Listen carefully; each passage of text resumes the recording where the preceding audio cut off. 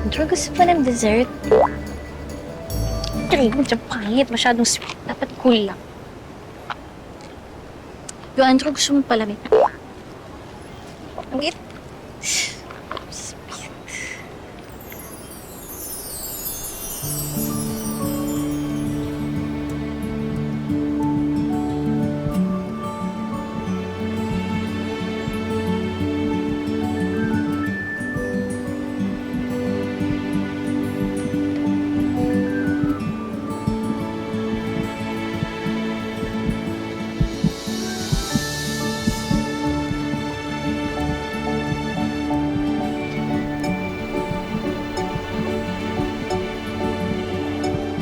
At, Andrew, Hindi ka ba attracted sa kanya?